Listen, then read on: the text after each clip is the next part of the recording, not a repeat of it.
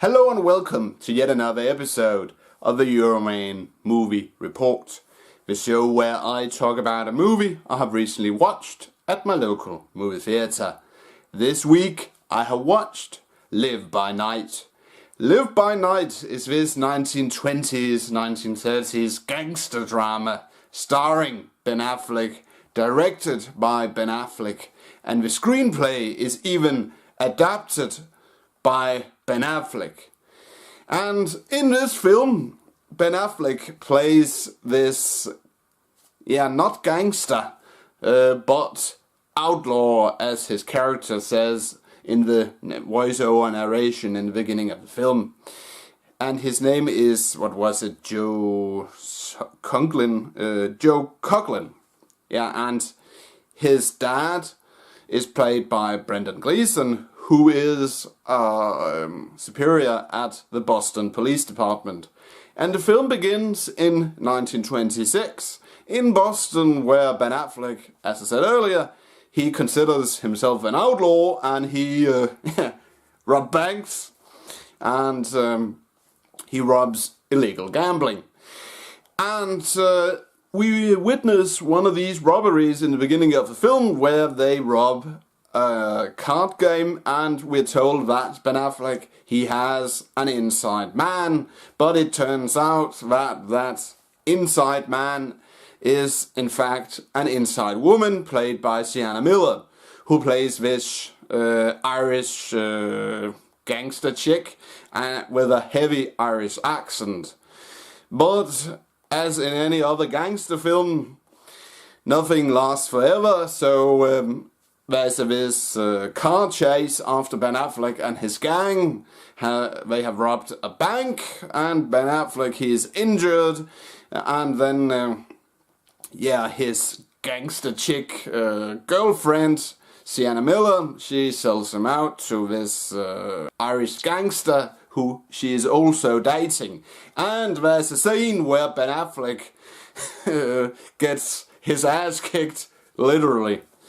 But anyway, then he is employed by this Italian mobster who is at war with the Irish, and then he's sent to Florida to run up their illegal alcohol distribution, because this movie, of course, takes place during Prohibition.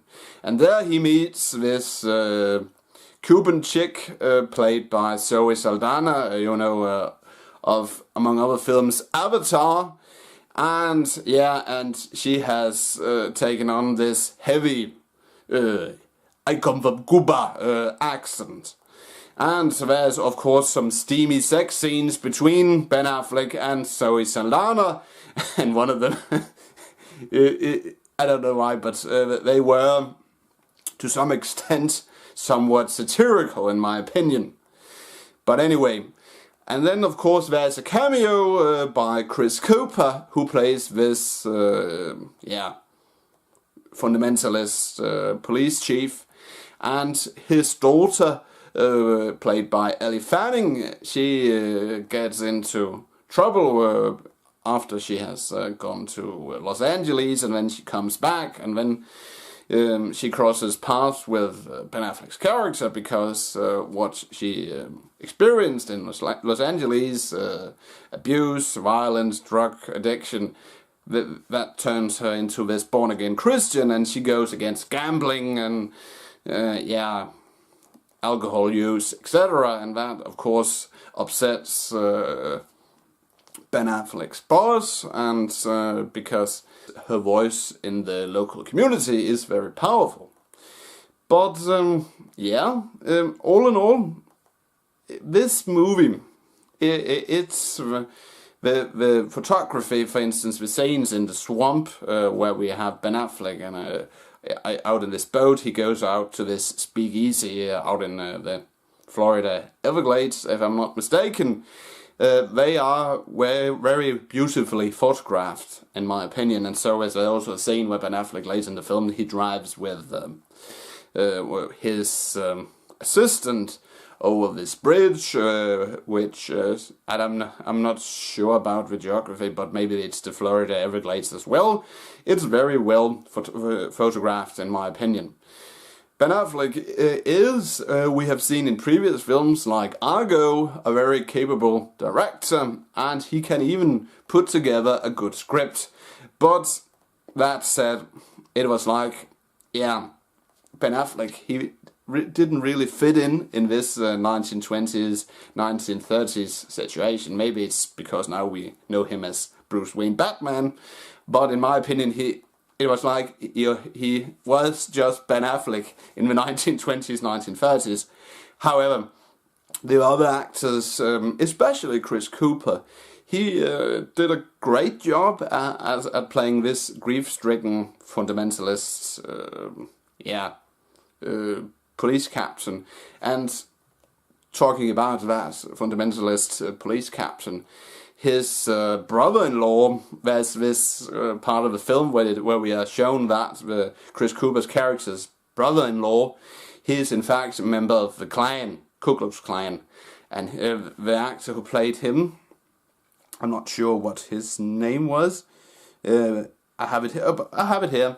His name was Matthew Maher, and he was great at playing this really dumb asshole. So that was a great addition to the list of characters. So, yeah. Okay acting, somewhat okay story. In some instances the movie slows down a bit. I have not read the book which this script supposedly is based upon, but the movie was okay. But it's what I didn't like was that, of course, it slowed down a bit, and to some extent, I was not sure what precisely was the message of the movie, or the point of the movie, because, it was like, was this movie supposed to be a critique of the times, critique of expecting too much from life, or, I was not sure, but maybe someone out there could tell me what the message of the movie precisely is. But if I'm gonna rate Live by Night, I will give it, 3 out of 5 stars. That's it, Euroman of Euroman's Movie Report. Thanks for watching, and don't forget, if you like this review/movie talk, please give it a thumbs up. And if you want to watch my previous reviews/movie talks, you can click a link in the description, and that will take you to a playlist where you will be able to watch my previous reviews/movie talks. That said, I will return next week with another movie review/movie talk, but until then, thanks for watching, have a pleasant weekend, and I'll see you in my next video. Bye for now.